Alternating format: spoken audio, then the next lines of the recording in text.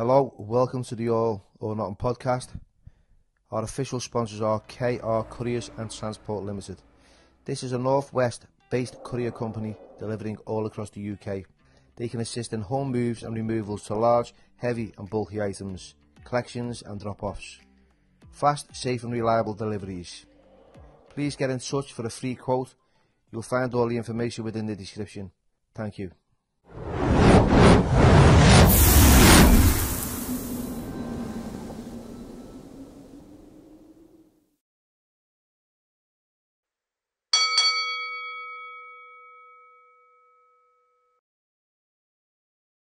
Hello everyone and welcome back to the All or Nothing podcast with myself, Billy Moore, and today's special guest is an old friend of mine, Ste Costello. Steve, welcome, Bill. Thanks for coming on. The other way around, isn't it? Yeah. Well, thanks for coming on, Steve. Your story is full of hardships, you know, it's humorous in parts, it's full of like resilience and success and a lot of like addiction at the same time. So tell us a little bit about yourself so the audience can get to relate to your story. I was sort of thinking about it because like I've got a good sense of humour in life. Do you know what I mean? I think where sometimes you have to have. Do you know what I mean? And I'm not one of them people that feel sorry for themselves and I'm a victim and all. I've gone through all that shit. Right, sorry for swearing. Am I okay to swear now and again? That's all right then, because I do swear now and again. So I guess I never had no traumatic childhood. I just think I was a naughty kid, if that makes sense. I was always attracted to danger and stuff like that. I never pretended to be hard.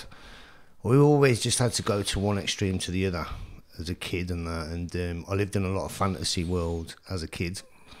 I always lied as a kid. My last name is Costello. So when I was growing up, Elvis and Costello and the attractions, those that are a bit older will know who I'm on about. I made out he was my cousin. I stuck to the story, even though people knew I was lying. So I would lie, convince myself that I was telling the truth, and everyone was wrong. And I suppose that's how I sort of grew up. And then what started happening to me, I used to hang around in a gang back in Coventry, which is like gangs everywhere now. But in them days, it was quite a rare thing, if that makes sense. So our gang was called the Stoke Mafia. Well, it was an area in Coventry that I sort of grew up in. And I guess that's where I started going really off the rails and that, because what it was at that time, it was a weird thing that I went through. So at that time, all my friends that I was in this gang with had brothers and older brothers and all that sort of stuff that would stick up for them. And I had an older brother, but it was like me and him were totally chalk and cheese. So I had to stick up for myself, but I weren't hard. So I created this character, as a defence thing. It was like I was mad, and it was to protect myself. But it got me into a lot of trouble, because what would happen was you'd have to go to one extreme to the other and stuff like that just to impress people, and it became a hard act to follow. And I was only like, I think I was just turned 2 days from 17, and I was in my local prison, Winston Green prison in Birmingham. It was a big man's jail and stuff. I remember being in there and I was like petrified. I was just turned 17, and in them days they used to throw the YCs and the cons together and all that. And I always put a brave face on things and that sort of thing. So at the age of 17 I was in there. And then I came out of prison, and what happened was I still had this fantasy. I was in Fantasyland. But when I was growing up as a teenager, part of my thing was I used to hang around. My best mate was Italian, and I used to be around his house all the time. Like, we would smoke weed and bunk off school and drink his old man's vino and all that sort of stuff. And I used to love their like manicness, the Italians. You know, I used to go, "Are they arguing, your mum and dad?" And they go, "No, they're just having a conversation." You know what I mean? But I remember I used to go around there, and I used to be into music and all that sort of stuff. I used just to get lost in my own fantasy world, and I think this was one of the first times that fantasy took over from reality. It was I must have just been about 16, going back a little bit now, but I was about 16, and we used to play football and all that sort of stuff, and I started learning a bit of the Italian lingo, and you know, live around their house and all that, and I started sort of becoming Italian, right? I did. I started becoming Italian, and one day there was this John the goalie we used to call. His name is Giovanni, and that, right? He's round there, and we're smoking some weed and that. So I goes, John, what would my name be in Italian? Because I didn't realise you can't change your last name, but you can change every part of it. Yeah. He goes, it'd be Stefano Giovanni Costello. From that moment, I changed my name, I changed where I lived, all in my head overnight, right? And what we used to do is we used to go to this nightclub, right? It was the only nightclub in Coventry. It used to piss me off because you used to have to wear a shirt and a tie to get in. It was called the Pink Parrot, right? It was, but it was full of girls and all that. So I'd bounce into this nightclub. I was underage, and I'd be with these Italian lads, and that obviously, like, I've got darker skin. I was like a little skinny, like, white kid, and I used to wear a football tie, right, instead. And I made up this story that I was from Napoli, right, and I was over here as an apprentice from Coventry City, right. And I used to try and pull it off and that, but I convinced myself that my mum and dad weren't my mum and dad. They're from Ireland. I was from actually Italy and stuff and that.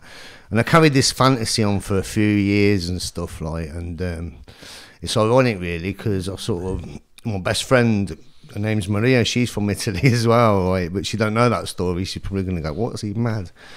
And then what started happening was, because of these fantasies, I remember watching like films like we'd watch Scarface and all that, and you'd see cocaine taking and all that. And as like young kids and impressionable, I remember the first time taking cocaine and stuff. I took acid by now and all that. And it was through watching things like Scarface. So we'd be there, and me and my mates and that would be like, yeah, let's get some cocaine and go out Friday night and be porn stars. That's what we thought. And I remember taking cocaine, and I remember hitting this bar, and I was just glued to the wall, right? It's on top. But it never stopped me doing stuff and that. And I fell in love, all these sort of things, right? And but I couldn't stop the lifestyle I was leading, if that makes sense. Yeah. So I was going down this path. And by the time I think I was 21, I was a registered alcoholic by the government, right? Which was a great ticket for me because it gave me an excuse to say, I'm an alcoholic and blame everything on being an alcoholic. And that was the first time I went into a treatment facility. I went there for a year and that, and I had no concept of what they called abstinence. It was alien to me. I just thought I'd keep drinking and I'd be all right. And I remember being in this treatment centre, and I used to get really angry with people because I took everything really personal. And what happened was every day there would be a group, and everyone would say, what are you going to do when you leave here, Steve? And I'd go, I want to smoke weed. And they'd challenge me on it, right? And I'd be like, fuck off, you know, and I'd get really angry and that and fall out with people. And I did a whole year in treatment, and I left treatment, and I remember getting on the train and celebrating with a can of beer, right? And that was it. And I ended up doing 9 treatment facilities and in and out of prison and stuff for being an idiot, really. And along that way, it was like it was mad. I remember getting jobs. Like, I got a really good, skillful career at the time. I was a gas engineer. I was very high qualified and all that. But nothing could stop me from using drugs. What would happen is I'd be in a crap situation in my life, and I'd manage to get out of it. Right, I was really resilient. I'd get out of it. So I'd be somewhere in the country, and I've lived in loads of places in this country. And I'd blame the place where I was living, or I'd blame the person I was with, and I'd get really bored very easy. I'd achieve what I achieved, and then I'd go and celebrate, and I'd end up back in this square one again and that. And I think it was roughly, 96 or something. I went to this treatment centre, so I bounced in there, and I didn't have much to my name. I'd lost my career, and I earned a lot of money, but I used a lot of it as well. And I bounced into this treatment facility down Bristol, and I remember a guy coming in to do this share thing, because I couldn't identify with people, if that makes sense. Yeah. I could identify with, and what I used to have this thing of doing is going into treatment centres, finding out what drugs you took, and quite like the idea of it, and I'd end up in another treatment centre, like a drug addict for that. Yeah. But I remember this guy coming in, and like, I remember being really like, I was an exaggerating liar, you know, and all that. And my first meeting with people from Liverpool, right, because I have been bored of calling Scousers, but this was... Scousers, lad. Yeah. Who pulls you off for calling them Scousers? Some idiot, man, some idiot, right? But fuck off. But when I met these four lads, it was in like a dormitory thing, and three of them knew each other from the outside, right? And they were talking about carjacking and lorry jacking and all this and all that. And I'd done like silly crimes and ended up with like bird for silly things and just being an idiot. So I felt really insecure, less than and that. And they're talking away and that. And one of them goes to me, so what did you do then, Steve? And I went, you don't want to know, right? You don't want to know. And they go, go on, Steve, tell us and that, right? And you're forgetting, you know, I'm a 1 mil with a wig, right? And I went, I murdered someone. And they went, really? And I convinced them that I'd murdered someone. I hadn't, by the way, right? It's just to be part of something, right? And I remember leaving this treatment centre, and this is where, like, more insanity started. So I left this treatment centre, and I remember this counsellor guy going to me, what do you want to do with yourself, Steve? So I turned around to him, right? I remember I've just got into this, my 8th treatment centre by now, right? Lost everything. I looked terrible, and that. And I walked out of there no wiser than anything else, except for I met this guy that done this fellowship thing. He talked about his story, and it was worse than any fantasy I had. But he was clean. Yeah.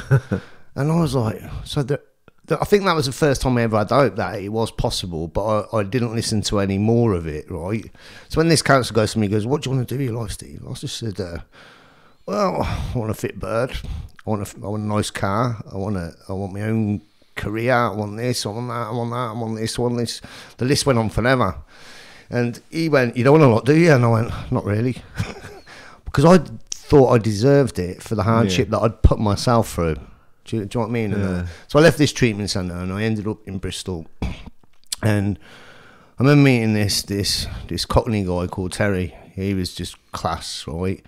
And he'd be about, I don't know at the time, 10 years clean, but he'd always bum a fag off you. Right? You know, one of them ones. Give this spiritual crap and then you got a fag. Right? And I'm outside this meeting thing that I was attending, and he goes, Steve, this is an inside job.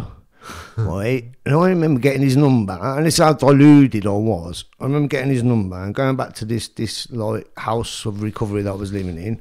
And I goes, I met this lad, this bloke, his name's Terry, Cockney guy. I think we're going to do some armed robberies or something together, because I didn't understand what he meant. Yeah. So what I did over the next probably 4 years was I chased this utter insanity to the gates of insanity, really. So I ended up with a really nice girl, right? She was really, like, good looking. She was training to be a barrister and stuff like that, and she was doing well in life. And I had quite a few quid. I had my own little business, I had a wardrobe and all that sort of stuff. I had everything that I ever wanted. And some of my mates at the time, they were going to me, you've done really well, Steve, you've done really well. But I got to that point again where I was discontented with everything. I didn't like her and that. And I remember being over 4 years clean and like having everything I ever wished for, but I got it wrong. But I couldn't tell anyone. Do you know what I mean? Yeah. I couldn't tell anyone that I've actually got this wrong, because I think, like, I can only speak for myself. Even though I've been a scared, fearful lad most of my life, what I've done is I put a brave face on it, and I've managed to get myself out of situations and stuff like that. And I remember, like, I couldn't tell anyone, but I told this woman that I knew from back home in Coventry, and she said, Steve, come up on Saturday. She was like the matrox, you know, she was like this old sister of ours and that. And she says, come up Saturday and I'll look after you. You'll be all right in that. And so I got in my van and I drove to Coventry on the Saturday, but probably 50 miles up the motorway, I made a decision that I weren't going to go meeting, I was going to go and use.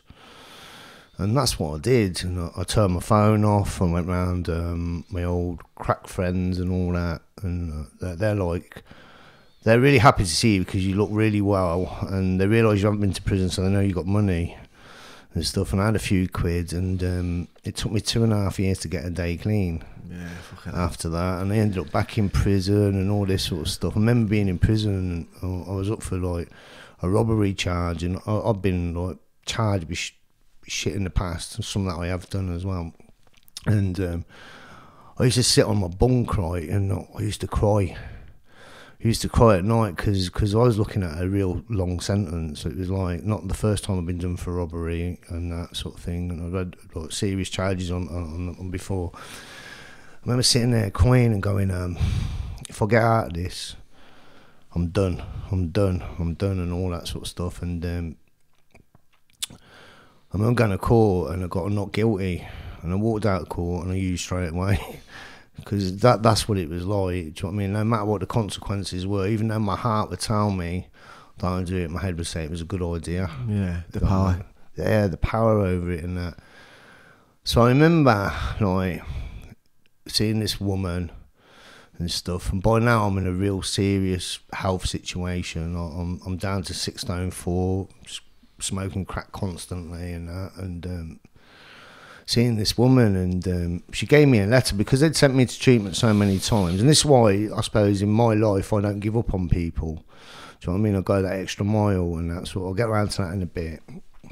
And I remember this woman who sort of never gave up on me, but she said, you've been to 8 treatment centres, Stephen, and like the government's funded quite a lot of money on you and all this. What's going to be different this time? So she gave me this letter. She said, you've got to go and write this letter out. And what you have to do is you have to hand it over to the board that send you to rehab. And I remember going, all right, and I went home and I smoked a load of crack, actually. And I came up with this ingenious letter. And I gave it back to her. Well, I gave it to it was like the parole board to go to rehab. And they said, yeah. And I was like amazed. And I just drove past it on the way up here. So I went on an assessment in this rehab, and they said to me that we don't think we can help you. You're too far gone. You're psychotic, you're really underweight and all this. And the more they were saying that they can't help me, the more scared I got. The reality was hitting home now. This was no John Wayne film you were in. It was, you'll do or die. And I remember my dad, God rest his soul, was the day I got paid, they told me I had to come. And you know that what it's like when you're using drugs, right? On your payday, you've got to turn up. I've got to be there at 10 o'clock in the morning, or else or that was it. Yeah. And I was just wounded because I just thought, God, I can't even have a blowout on payday. So I remember me and my dad got in the car. And I said to my dad, I'm going to drive up there. You can drive home on your own, because I was just like that. But I need to be there at 10 o'clock. And if I leave it any later, I'm not going. And he went, all right. So I remember going up the motorway. And you have them moments of divine intervention. So I'm driving down the 3rd lane, hammering it just to get there. And in my mind, I've got paid and I want to use drugs. So by the time we've got to junction 14 of the M6, right, my head's already telling me, just blag your dad, get off at the next junction and turn around and just make some cock and bull story up, and you'll be all right. And I went past junction 14, and then we came to the next junction, which is 15, is Stoke. So I'm halfway to Warrington, to where I'm going. And I'm in the 3rd lane, and all the cars in front of me are slowing down. Like, there must have been something just after that junction, all slowing down, putting their blinkers on and that. So I've slowed down, and by now I'm talking to my dad about, like, Dad, we need to get off here, da-da-da-da. And he just bombarded with this lunatic who's made this decision. And I've indicated left to get off the junction. And just as I've indicated left, a car pulled up beside me, and then they all started stopping, and I couldn't get off the junction. And I think that was one of them moments in my life that changed, really. So whoever that guy was who pulled up, I hated him at the time, but a big thank you, you know, because I couldn't get off the junction. So I went to treatment. I ended up in treatment, and I found it really boring. And because I've been in treatment so many times, and I was just going through the motions, right, and stuff like that. And then I was already thinking about what I was going to do when I left treatment. What was I going to do different this time, and where was I going to go? Because I couldn't go back to where I came from because I was just used straight away.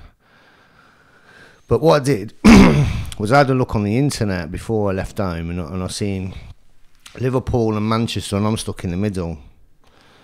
Where do I want to go? The only thing I knew about Liverpool was Brookside, and the women I quite liked, and their accent, right? And Manchester was one of my downfalls because I love Manchester music, but I lived in a fantasy world. So I'm sitting there going through this dilemma, and the guy in the treatment who run this treatment centre was Terry, his name was. He went, so where do you want to go then, Steve? I says, I don't know, I'll make my mind up. And then I remember this Scouse girl bouncing into, you know, when it's all boring, you're sitting in group, you're listening to the same people talk the same shit. And this little Scouse bird bounced in. And all of a sudden, my mind was made up. Because I go, where are you from? She said, Liverpool. I said, where are you going back to after treatment? She goes, Liverpool. I went, Terry, I'm going to Liverpool. Right. And that's how I made my mind up to come and live in Liverpool at the time. Split decision. And I'll never forget it. As I was leaving this treatment facility, this guy, Terry, asked me the same question that this counsellor had asked me years prior to this. What do you want to do with your life, Steve? And I said, I didn't know what to say because I didn't know what I wanted to do in my life. For the first time, I didn't know what I wanted to do. I just said, I just want to be happy and that. And I remember getting in the taxi, right? So all I know really about Liverpool is it's quite a lively city. The girls look really pretty. I like their accent and all that sort of stuff. And that was what drove me to come here at first. Yeah. Right, that was it. I knew nothing else. I'd never been here in my life. But I was convincing everyone, you know, I've got a great chance up there and that way. And I remember getting in a taxi. And I'm still living in this fantasy world. I'm going to go to Liverpool and meet a Scouse girl and we'll settle down and be all right. And the further into Liverpool I was getting, the more me was going, what you done? Like, what have you done? Because I was heading towards Anfield, right? Okay, now. Right, and that was my first experience in Liverpool. So I remember going to this like dry house thing, met this guy called Brian, and I remember seeing your book actually, because I'd heard about you. I think I met you in Bristol occasionally, but I'd heard that you'd gone away and got banged up and that.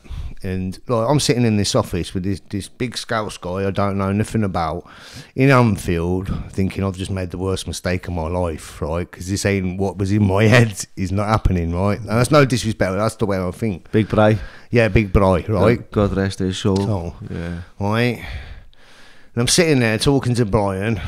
And he's got like a right deep Scouse accent. Right, kids. And I'm thinking, oh, he's a fucking gangster, he is, or something. And I looked up on the wall and I seen your book. And I said, oh, I know him. And then he said, you know, that you live not far away and stuff. And I was like, oh, fucking hell. At least I can put a face to somebody I know. And then they took me down the road, took me around to this other house where two lads were living. And they were mental. Like Big Paul. He hadn't moved in yet. I was living with these two like one lads. We'd walk down the road. I didn't know what PTS would be like. PTSD was? Yeah, you know, we're walking down the road and I'd be talking to him 1 minute and he'd be over a wall the next going, it's on top, Steve. And I was thinking, Jesus Christ, what am I doing here and that, right? And what it was I suppose part of my story is like a theme of being lost, but then finding yourself. Because I remember I had no identity. I remember the first fellowship meeting I ever went to. I walked in and I looked a bit different than Bill. Do you know what I mean? I had a bit more of a mank look about me them days, right? And that. So I'm in the ghetto in Anfield. The first day I got there, these two lads go, do you want to come to a meeting with us, right? And I used to call it AK-47s because they talk really fast to me. I'm like, okay, no. I'll just say yeah to anything, right? And I remember going to this meeting. It was in Anfield and that, going up there and that, and bouncing in, sitting at the back. And I felt really scared, because like these were all lads, proper lads and all that. And I remember the first words I ever said, right, and this is why I never get into football in Liverpool, right, was I said, my name's Steve and I'm an addict. I'm new to Liverpool, and the only thing I know about Liverpool is there's 2 football teams. As soon as I said that, everyone turned around and went, "There's only one." And I went, right, never mention football again. Right. So I'm landed in Liverpool. I'm still chasing this fantasy in my head, and what's happened is I've got not a lot to do with myself, and this is where it went to extreme too far. Was when I was in Bristol, I remember being with this barrister that was going to be like close to being a barrister. Her mum and dad were really rich, and they had a house near Bournemouth. And being in their house and everything, and I knew I was done then when this fantasy came to my head. It's like they were getting the books out and they're reading, like showing me all these pictures, got a holiday home in the Maldives and all this. And they're telling me, and they're showing me all the places in the world they'd been, and I was like, I felt like James Bond undercover, because all I could tell them was how many treatment facilities and how many prisons I've been. I had nothing. And I felt like I was living this rock and roll lifestyle. It was all just nonsense. So when I landed in Liverpool, I had no identity. And I remember Brian rest his soul went, do you fancy playing the guitar or something, Steve? And I went, yep. Because now I've got a fantasy. I'm going to go to Liverpool City Centre. I'm going to busk in the summer. I'm going to pull loads of women, right? Couldn't sing, couldn't play a fucking musical instrument, right? But I said, yeah. So this Brian sent me over to this place, right? And I can't remember the name of the guy, but Les, that was it, Les. Right? He was a cracking guy, and he started showing me how to hold a guitar and all that, and like, you know. And at that time, I quite looked the part with my, you know, I looked a bit Oasis, like Stone Roses style and that. So I quite fancied the look of it all and that. And now what it is, my profile picture's changing. So I'm bouncing around with a couple of people.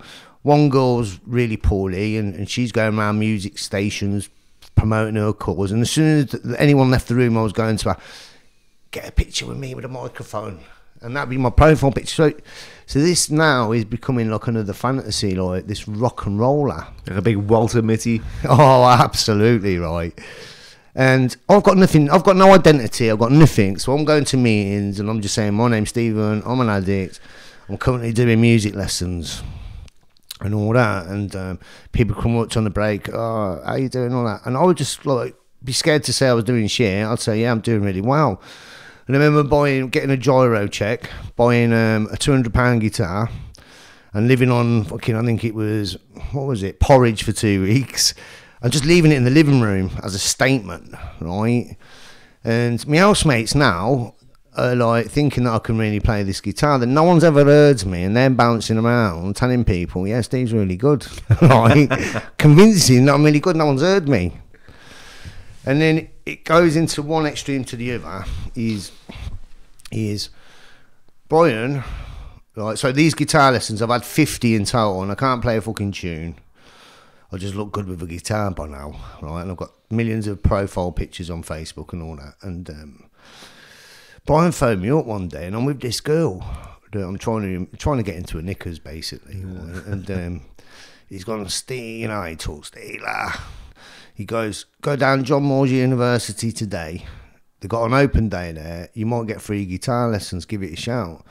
So I said to this girl, what are you doing? And she goes, nothing. I said, let's go down to John Moores University. Not realising the word university, yeah. Right? And it's an open day. So we bounced in, and they asked me what I wanted. I said, music, right, and all this. And the next minute, I'm sitting with this girl, and I'm sitting in front of this tutor. And he's asking me all about this music and that. He says, how long have you been playing? I said, 17 years, right? Do you play in pubs and clubs? I says, all the time. My front man, I'm this, that, and the other, just lying my head off, right? And he goes, oh, that sounds really impressive and that. Do you know what this course entails? And I'm going, yeah, and I had no idea what I was about to sign up for. So then he says, I'm really interested in taking you on this course. And I was like, yeah, great. Hoping that I would get off with her later on because I'm impressed. And then what's happened is I got a letter through from them saying you've been accepted to teach. Learn to become a teacher in music, right?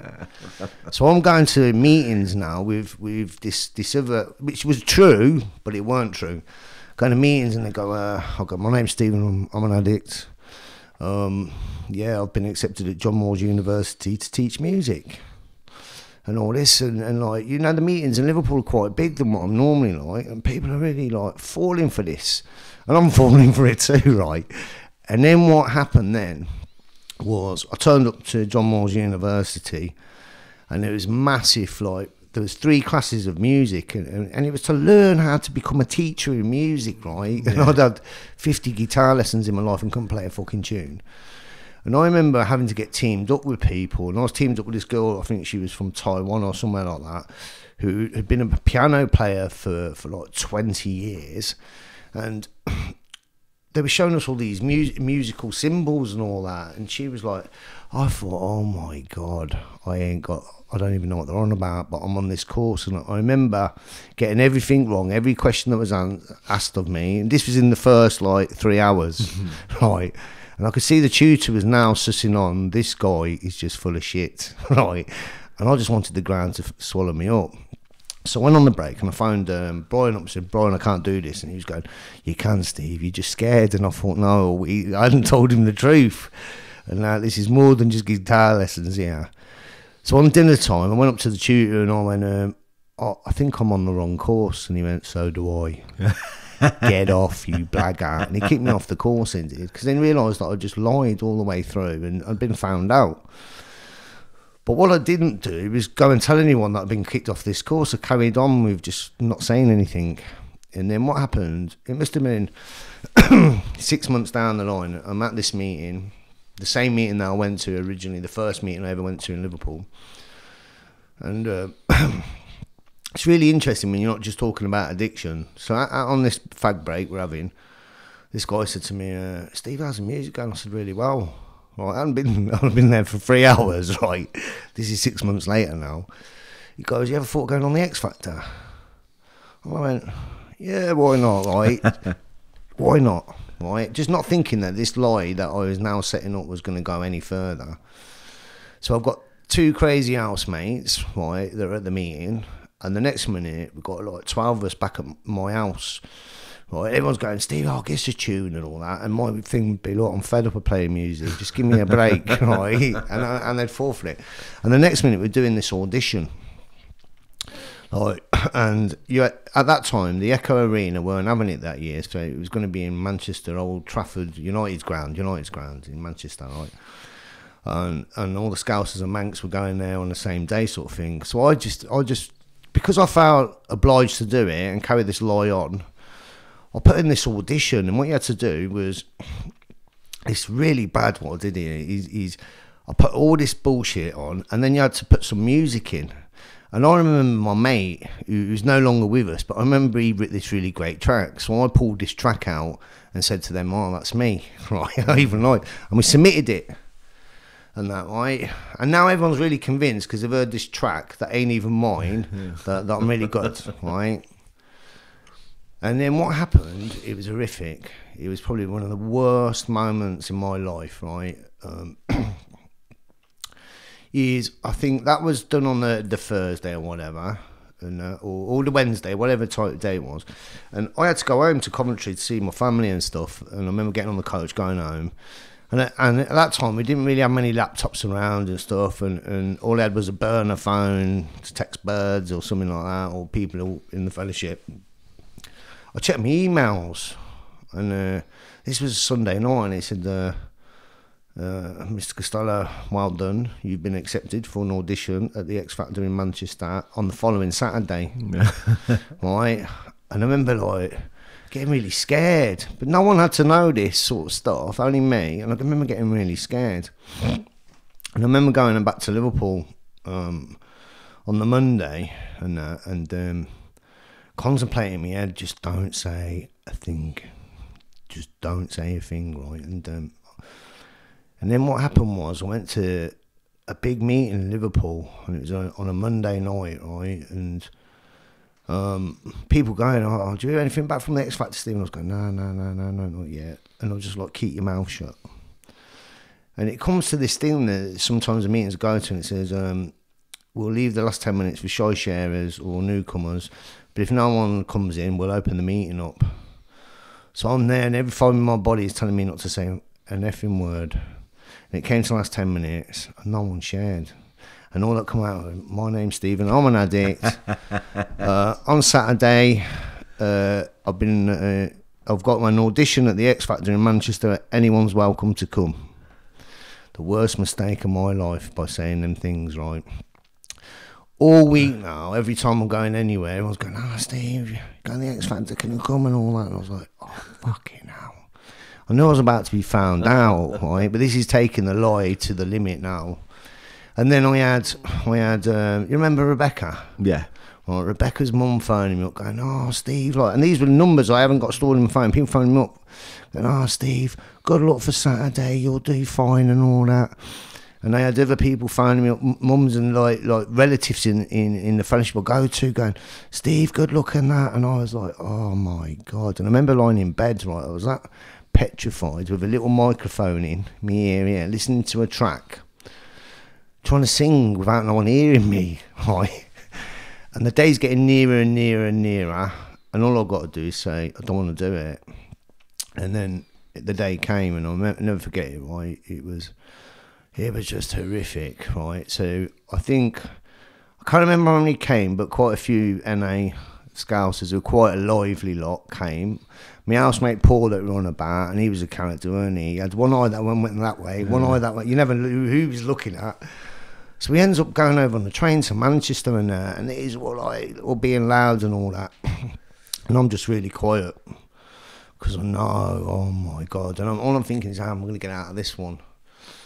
And we stood in this queue, and there was thousands of people in this big car park outside the football ground.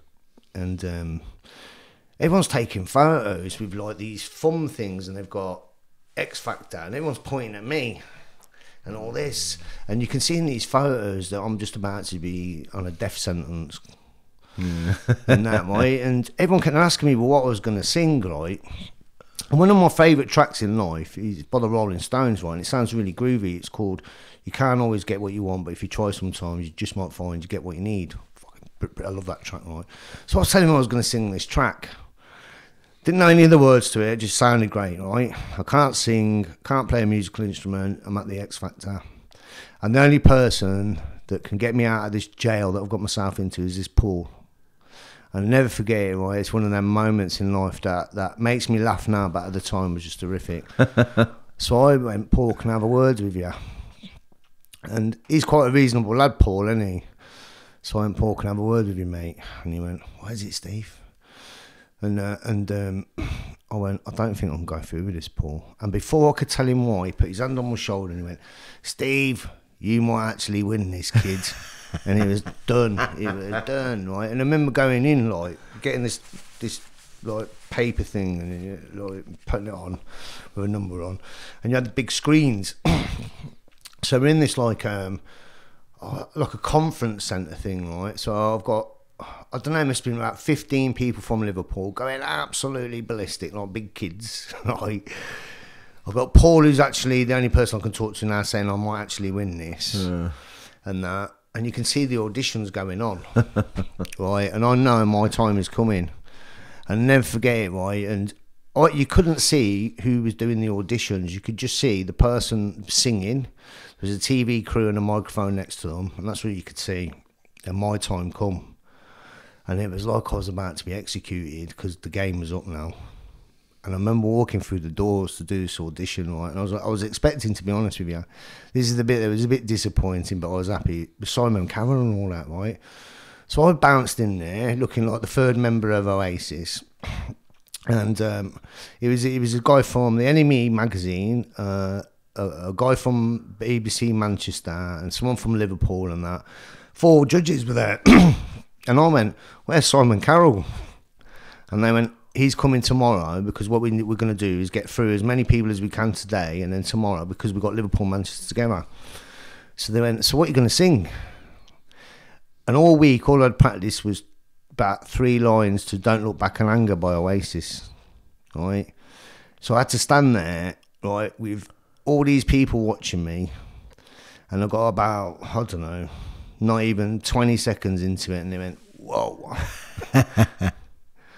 then he went, "Are you for real and all that?" Right? They were really, and I said, "Yeah. Can I have another go?" And that actually now I'm going to be really serious because I know I'm going to get killed when I get out there. Right? And I tried again, and he went, "Who are you trying to fool?" Right? And I remember walking out, opening the doors again, and they got all these Scouse lads going. And you know what I come out with? The next line that come out of my mouth was, "I should have stuck with my original track." Right? And I remember on the train on the way back, right, he was like, I said, "Sorry lads, I've got something I've got to confess." And they were like, "What?" I went, "It was just a blag. No one had ever heard me and that." And I can't sing to save my fucking life. And I thought I was going to get strung up, but it became quite a legendary thing. Like, I had the audacity to do it and that. And it was one of them experiences. I was a year clean as well, of all things, right? And I sort of got a nickname, you know, which weren't a bad one. I got the rock star in Liverpool for pulling out this. I blagged myself really, and it's not the first time. You think I'd learn my lesson from that. So I cut a long story short, is I went back to Coventry to live, and that was my claim to fame by then. That's all I had. All I had is I went back to Coventry and started working in drug services and all that. And I remember being at work one day, and this is how, like, I've changed it around, thankfully, for my own good. I'm at work one day. I must have been about 3.5 years. I've been off drugs and all that now, and I've done a bit of work on myself, and I should know a little bit better than what I'm about to do. And I work with some people that are really fitness fanatics, right? They're really good. Fair play to them. I am completely the opposite, right? I smoke like fuck, like eat what I want, right? Do no exercise whatsoever, right? And I'm sitting there and I'm on my laptop, like at work, doing some notes and that. And they're on about running the Birmingham Marathon. And I know, just keep your mouth shut now. But all going through my head is do you know what's the way you're not smoking? Looking at you. So I went, when's this marathon on? Right. They said it's in 3 months' time. So I said, sign me up. Thinking that I was going to be like off cigarettes, was going to be healthy and all that. The day of the marathon came, right? Oh, it was horrific. Right. And everybody's dead professional, aren't they? I've rolled a tin of roll-ups right in my left pocket, right, to have a fag on the way round. But in my head, I'm still 17 and can run like anything. I remember starting it, and this is like a proper marathon around Birmingham. It ain't no joke. I've been sponsored to do it and all this, right? And that, telling everyone, yeah, I've been training. I hadn't done anything. Right? I was smoking even over the start line, right? And we started off, and I remember being about 100 metres into it, thinking I'm going to have a cardiac arrest, right? And one of my friends from work was in the crowd, and it's funny because I went over to him, I said, "I can't do this." He said, "You can't fucking give up, you've only done 200 metres. And I remember I walked all the way round, right? I walked all the way around this marathon, and I don't know, 16,000 people started it. I come like 15,937, but I did it. I did it, right? I started learning my lesson. in life. I started learning, because I remember when people used to say to me, just be yourself, right?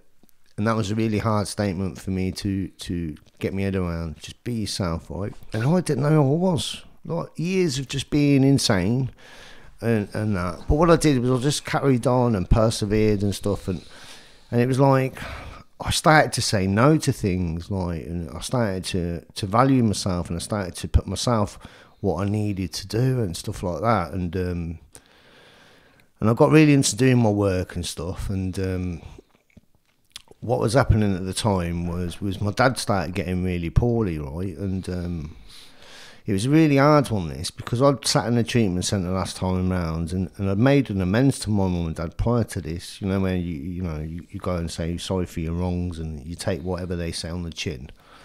And then I'd gone unused. So I sat in this treatment centre, and this guy said to me, "You can't make an amends again because you've already broke it." It really affected me mentally for years, that did, right? Because I've got, like, me and my dad had a love-hate relationship. Like, he used to say to me I was like a Premier League footballer, because I used to get transferred from one jail to another, and he used to come and visit me, and we'd have a love-hate relationship, right? And so I've got this, like, pretty good job going on now, and I'm living in like a rich part. It's called Leamington Spa, right? It's called Royal Leamington Spa, and it's like because it's like royal. And I'm going to work in Birmingham, and I used to come out of my house in the morning. I didn't own it. I just rented it with a friend, and I come out, and the guy next door to us had a Bentley and stuff like that. So I was like living this like unrealistic. I was a champagne lifestyle, as in lemonade pockets, right? But I was quite contented in the job I was doing that, and I remember coming out one day, and my mum's really struggling with my dad. My dad's got this thing, it's like real bad dementia, and he's going to die of it, and my mum's on her own, and she's an old lady, and she's trying to cope for him and that, and I come out, and I thought, this is all really irrelevant. What I need to do is give this all up and go and look after my dad. He ain't got long left, and support mum. That's a way I can forgive myself for the stuff that I've done. And that's what I did. Was work. I worked with like recovering addicts all day long, right? And at the time it was really draining. I've got my dad, and it was really heartbreaking because I used to go in to see my dad, right? And he would go, "Who are you?" Because he started losing his mind and all that.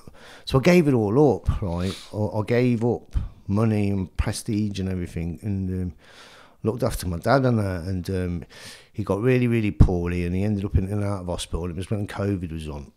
You know, I'll never forget it. He was like, but he was really proud of me because I changed my life around, right? And he could see that I was genuine and stuff. And by now, I was doing a little bit of work in the prison, that Winston Green prison in Birmingham. Like getting paid for it. I was going there delivering groups to lads about responsibility and stuff, and I really loved it. And my dad was really proud of me. Like I got high-end security clearance for any prison in the United Kingdom. I never thought I'd get that because I'd been out of jail for 20 years. And I don't know how I got it, but I got it. And I remember showing my dad it, like, and half of him knew what it was and half of it didn't. But he got to see all these things. He was really proud of that, how I turned it around and stuff. And I remember the day when COVID was really bad. I had to go to the hospital because they phoned us up and said that he's not going to be here very longer. There was me, my brother and my mum, but they'd only allowed 2 in. Somehow my brothers blagged it, all 3 of us got in there. I remember turning on and seeing my dad in this bed with a ventilator and all that. And I just like, I'm quite a hard, emotional person, but I just broke down. Like I couldn't stand being there. I couldn't stand it all, right? And I remember walking out, I said, "Oh, I've got to go." And I went down in my car in the car park, right? And I was phoning people up, and I was smoking one cigarette after the other, and I was really emotional. And something come to me, right? Like this moment. I thought, me and my dad, we hated each other at one time because we were so similar. And we were so shut off from our feelings that we'd never ever once in our lives told us that we loved each other. Not once. And it's something I really struggle with, that is like that love word. And I remember sitting there, one fag after the other, and I thought, you're never going to see your dad again. You got to go up there and you got to tell him you love him. I remember going up to the ward and that, and I didn't want to say it. Right? I felt, I don't know why, just I couldn't say it at first because my mum and dad, and my mum and brother sitting there, and we all got up to leave, and we knew we weren't going to see my dad again. And as we got up to leave, I turned around and ran back to my dad and kissed him on the cheek and told him I loved him. And then I walked off, and I felt like I'd said it. Do you know what I mean? And then he passed away and stuff, and I was there for all that sort of thing, and I support my mum today. You know what I mean? She's never on her own and stuff, and that was quite an emotional part of my journey. And then what happened was I sort of developed as a person and stuff like that, and I ended up doing work in the prison like 1 day a week and stuff. And I remember I worked in there for 3.5 years. I did, and I used to go in on a Thursday, and I used to love seeing all the lads, and like, I used to love coming to the groups because I'm, as I said, I remember where I come from, and I don't treat anyone different really and stuff. And I remember going in there one day, and by now what I'm doing is on a Thursday afternoon I'm training the officers in the prison about their behaviours, right? So it's really surreal. I'm training the medical staff around drug addiction and alcoholism. So it's really an unsurreal sort of thing. This is the prison I first ever landed in as a kid. And now I'm in here teaching the one word that we used to use, the screws. And I remember one day, like these two, like they worked for the NHS, they were quite like the manager and that, they wanted to employ me and stuff. And they offered me this job position, right? But I was emotionally burnt out, right? Those that know what that means, right? I was emotionally burnt out, but they offered me this great job position of working in there as the group facilitator, and I would get like probably 10 grand more than I'm on now and all this sort of stuff. And to me, it was like, and they were telling me how they do it. What they do is they'd put this job application out, they'd fill it out for me, throw it out on air, so it's been live, and then bring it back in. You're the only applicant, welcome to the job. So now I'm like, wow, I can actually say that I work in the prison full time. This is amazing. But I started to learn something that this was just a fantasy. Because one day I was doing this training, and I was training these officers, right? There was about 30 of them. And you could see like half of them were just bully boys. They were wankers. The other half were pretty officers that looked really fit, and I was like attracted to that. And then there was these other lot that were older that just didn't want to be there. And I looked behind this officer that I was talking to, and I could see the bars. Past the bars, I could see the razor wire. Past that, I could see a camera, and then I could see this big dome thing. And I thought, I don't want to work in here. I don't want to be a prisoner. I've already been a prisoner all my life.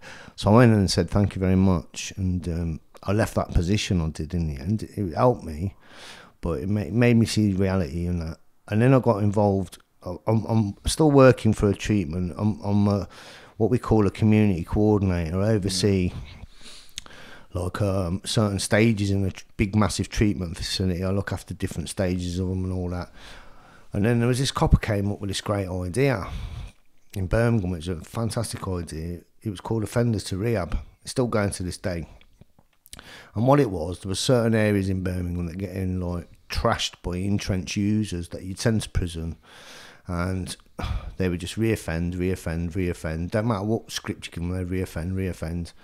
So he went to all the big supermarkets, like the big chains and all that around there that were complaining, like the police need to do something. And he went, give me some money and I'll do something about it.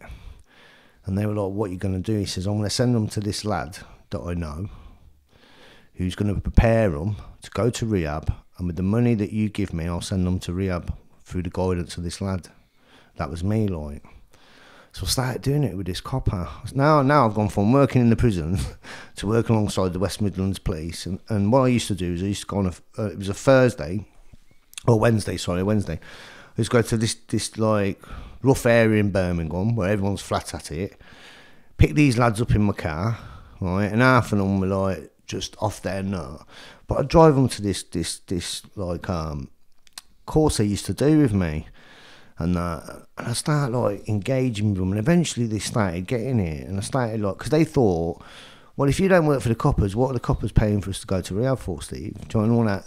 And over a period of time, I won their trust over and stuff. And I used to drop them off at the end of the night. Do you need to go and get your script? Boom, yeah, and all this. And I built up a great relationship with them.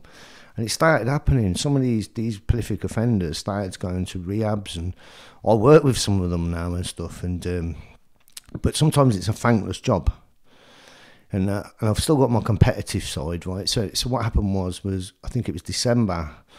One of my work colleagues, I'll never forget him, right? Because I've done all this great stuff, right? And I see myself like a salesman of hope. That's what I do. I give hopeless people some hope, because that's what I never had, and someone give it me and all that. Yeah.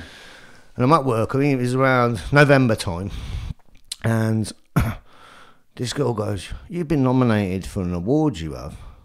I went, "You are? What award's that?" She went, "Employee of the Year for the work you do in the criminal justice system, for your dedication and all that." And I thought she was joking.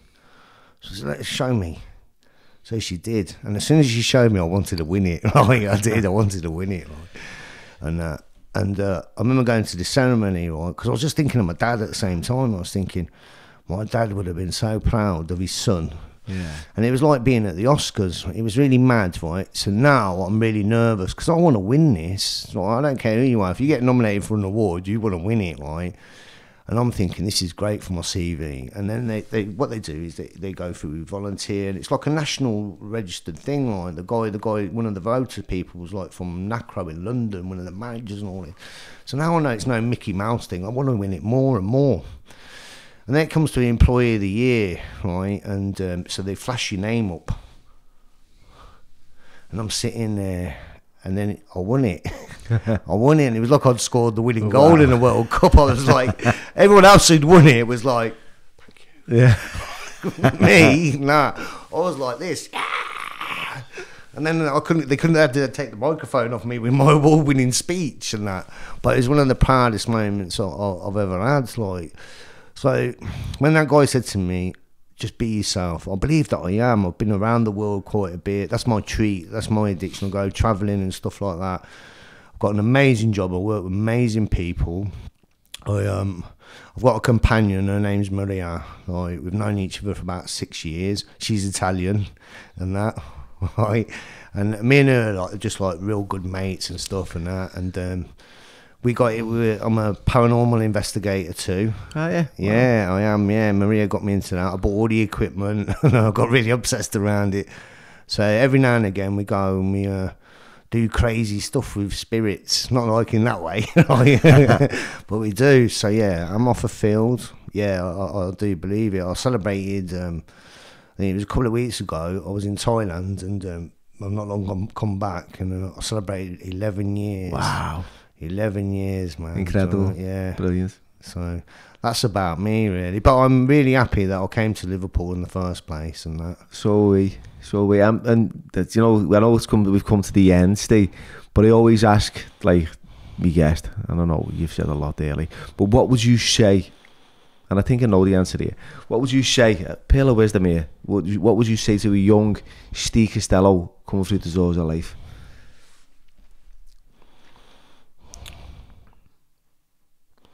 So what I learned, I would say obviously never give up. Never give up, right? Two things that stood out for me that changed my life, right? Weren't no wisdom from anybody in particular. Some guy asked me to go and get a dictionary one day. He says, because you don't know what you're fucking talking about, right? So I did it on a resentment. And I found in the dictionary a word, addict, right? And the definition of an addict is never content with what one's got, always wants more. Made the world of sense to me, right? And then the word spirituality, right, which I thought was floating around with loads of like weirdos, right, and I weren't willing to give that up. But spirituality means being at peace with oneself and the world one lives in. And I went from one extreme to the other, if that makes sense, and never give up.